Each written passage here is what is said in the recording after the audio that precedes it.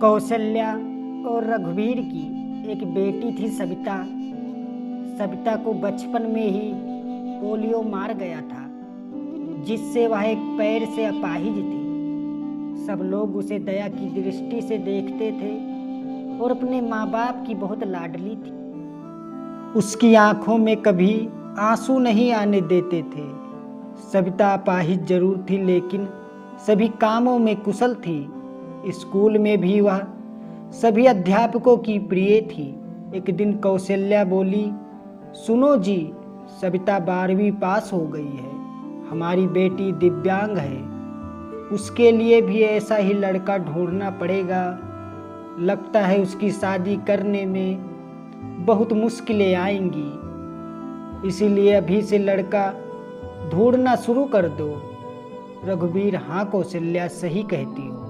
सविता कितनी सुंदर और सर्वगुण संपन्न है, लेकिन पैर की वजह से मेरी बेटी की जिंदगी खराब हो गई। सविता ने अपने माँ और बाबूजी की बात सुन ली। वह पास आकर बोली, सविता बाबूजी, क्या मैं आप सब पर बोझ हूँ?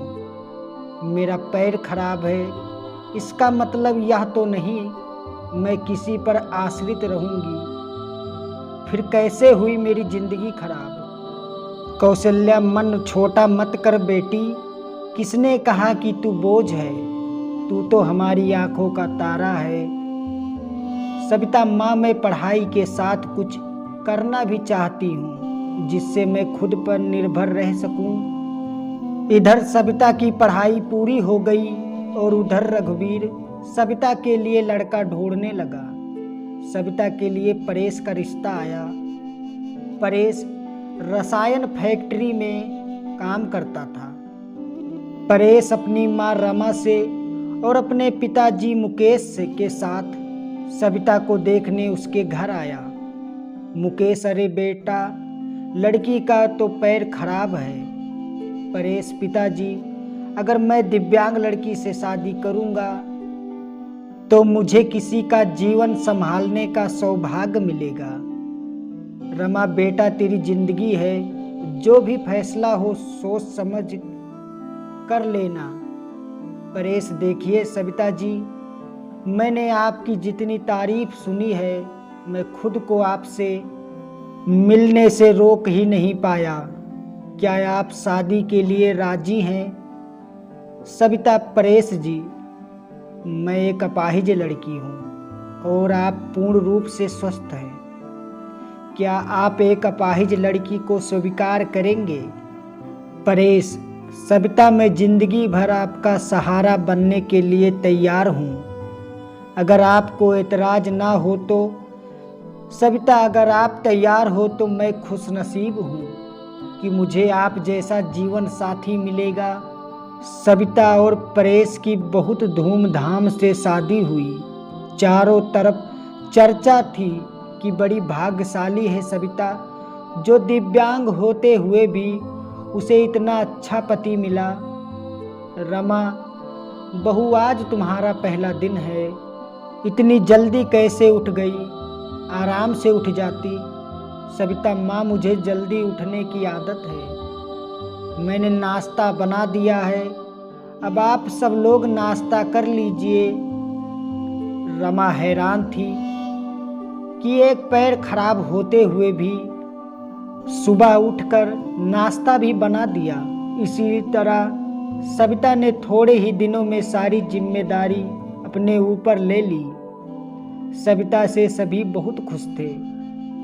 सविता, परेश तेरी बीबी लाखों में नहीं करोड़ों में एक है। मैं तो डरती थी कि कहीं ऐसा ना हो कि एक दिव्यांग लड़की से शादी करके कहीं मेरे बेटी की जिंदगी खराब ना हो जाए। परेश, माँ, मेरा फैसला कभी गलत नहीं हो सकता। आपसे एक बात कह रहा हूँ कि अगर मुझे कुछ हो जाए तो सविता को अपनी बेटी की तरह रखना। रमा, चल पागल, ऐसे नहीं बोलते, वो अभी भी मेरी बेटी ही है। और अगले ही दिन उनकी खुशियों को जैसे किसी की नज़र लग गई।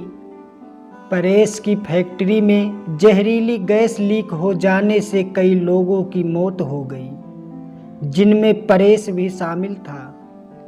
जब ये खबर परेश के घर पहुंची तब घर में हाहाकार मच गया, लेकिन सविता तो जैसे पत्थर सी हो गई। वह खामोश थी, उसकी आंखों में आंसू नहीं थे। वह परेश को यूं ही फटी आंखों से देखती रही। कुछ औरतों ने उसे हिलाते हुए कहा, बहू रो ले, देख परेश को, वह मर गया है। अगर रोएगी नहीं तो पागल हो जाएगी, तू विधवा हो गई है। विधवा इस तरह की बातें सोचकर सविता फूट फूट कर रोने लगी। सविता रोते हुए बोली, उठो परेश, आंखें खोलो, मैं अकेले किसके सहारे जीऊंगी। अभी तो मैंने तुम्हारे साथ ही कुछ दिन गुजारे थे, फिर मुझे अकेला छोड़कर क्यों चले गए। परेश का अंतिम संस्कार हो गया और सविता के अरमानों का भी। रमा, अरे ये क्या बहू, सफ़ेद साड़ी क्यों पहनी है तुमने। सविता, माँ, सबने मुझे कहा कि मेरे जीवन के सब रंग परेश के साथ ही चले गए, अब मुझे सफ़ेद साड़ी ही पहननी है। रमा, नहीं बेटी, तुम हमारे दुख को और मत बढ़ाओ। आज से तुम कभी भी सफ़ेद कपड़े नहीं पहनोगी। हफ्ते महीने यूं ही शोक में गुजर गए। कौशल्या और रघुवीर सविता को लेने के लिए आए। कौशल्या, मेरी बेटी का जीवन तबाह हो गया, पूरी जिंदगी अकेले कैसे काटेगी, इसीलिए हम उसे अपने साथ ले जाना चाहते हैं।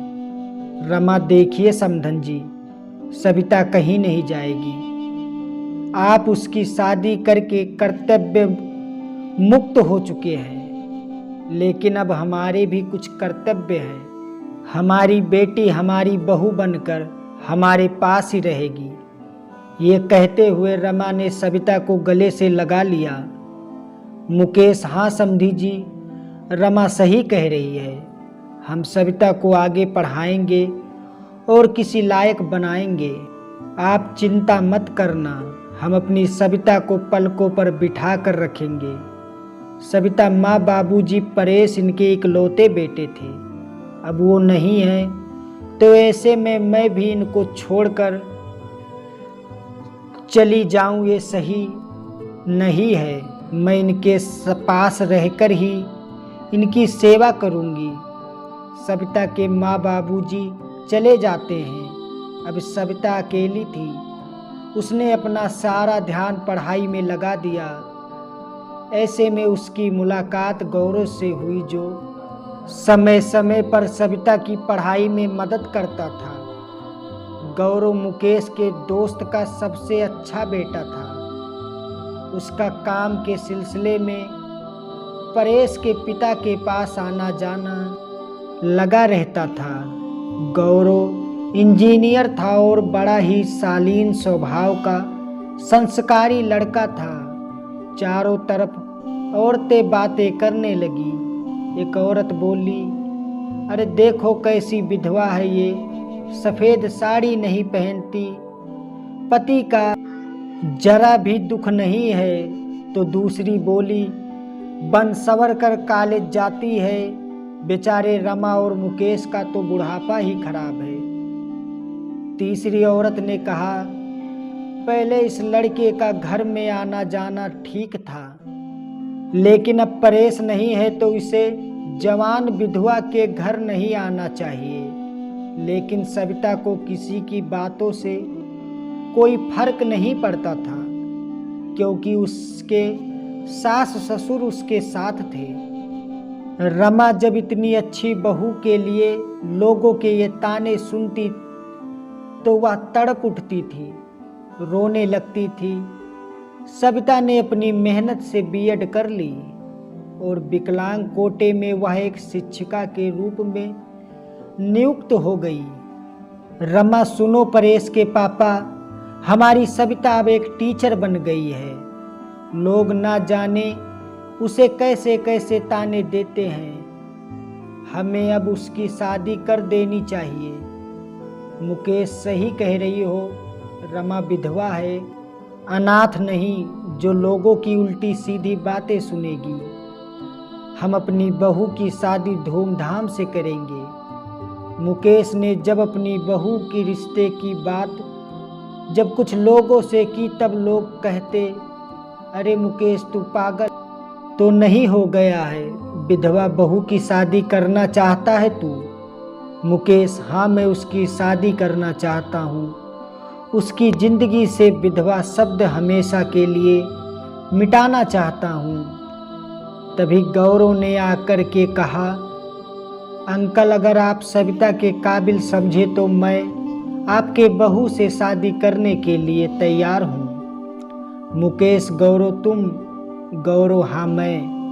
मुकेश, मुझे यकीन ही नहीं हो रहा है कि मेरी बेटी तुम्हारे जैसे लायक और होनहार बेटा पसंद करेगा। मुझे तुम पर गर्व है। मैं ये शादी करने के लिए तैयार हूँ बेटा। तभी मुकेश घर आकर के सविता से कहता है, सविता बेटी तुम जानती हो मैंने हमेशा तुम्हें अपनी बेटी से बढ़कर माना है। मैं चाहता हूँ कि तुम्हारी जिंदगी की अधूरे सपने को पूरा करूँ। मैं तुम्हारी शादी गौरव से करना चाहता हूँ। तुम्हें कोई एतराज तो नहीं है सविता? पिताजी, परेश की जगह शायद ही मैं किसी को दे पाऊँ, लेकिन आपने जो मेरे लिए किया है वो कोई कर नहीं सकता। आपका फैसला मेरे सर आँखों पर, जैसा आप कहें मुझे मंजूर है। और फिर सविता और गौरव की धूमधाम से शादी हो गई और खुशी खुशी रहने लगे। तो दोस्तों, आपको ये कहानी कैसी लगी? आई होप कि आप लोगों को ये कहानी अच्छी लगी होगी। अगर आप लोगों को ये कहानी थोड़ी सी भी अच्छी लगी हो तो प्लीज़ मेरे चैनल को सब्सक्राइब कर दीजिए और साथ ही साथ घंटी को ऑन कर दीजिए ताकि मेरी आने वाली वीडियो सबसे पहले आप तक पहुंचे। मिलते हैं आपको एक और वीडियो के साथ। तब तक के लिए धन्यवाद, नमस्कार। आपका दिन शुभ